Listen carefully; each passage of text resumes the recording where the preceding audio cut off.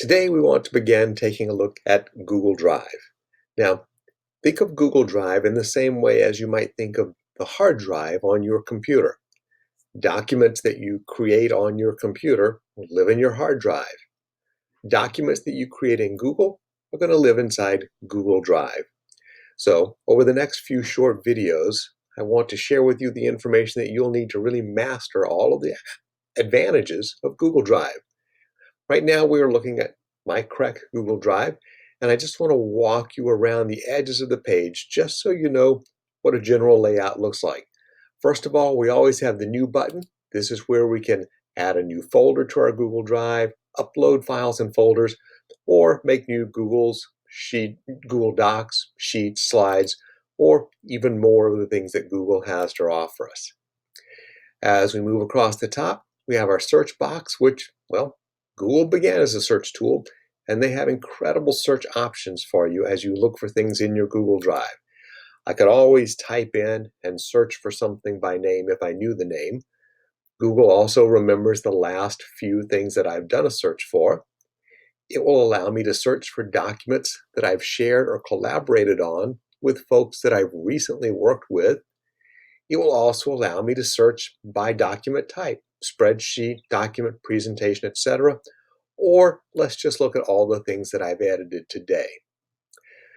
If none of that helps me find what I'm looking for, there's always advanced search, which is going to let me do many of the same things. What type of document am I looking at? Who's the owner of the document? Is it me? Is it anyone? Do I know? Do I know where it is? Is it in my drive, a shared drive?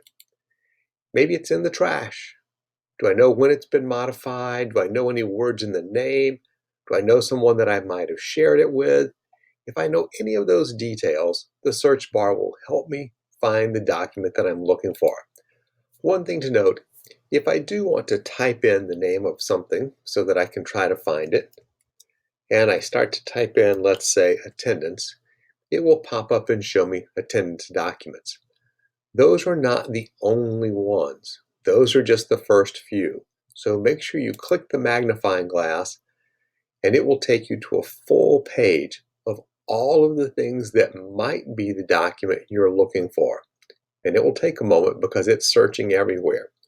But it will find all the documents, all the folders, even the documents that are in your trash with the word attendance. All right, let's leave that and move to the next thing across the top. You have the question mark, which will always get you Google support. You have the little gear icon for settings.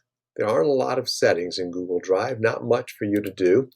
I do want you to look at one setting in particular, and that's the very first one, converting uploads.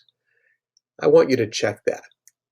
That way, if you upload a document that cannot be edited by Google Drive, it will convert it into a Google Docs format for you so that you can work with it.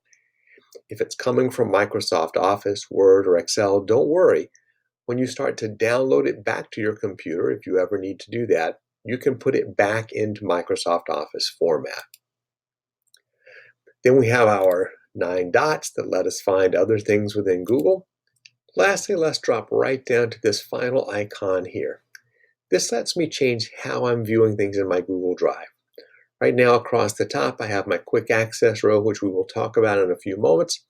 And then I have a long alphabetized list of my folders and files. Google will always put all of your folders at the top and then a list of the files that are floating free. That's a fine way to look at it. Let you scroll through things really quickly.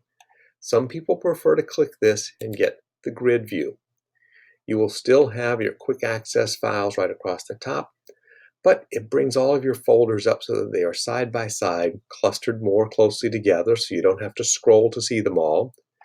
And then it presents the free-floating documents as thumbnails so that if the title of the document doesn't prompt you about what's inside it, you have a visual prompt as well.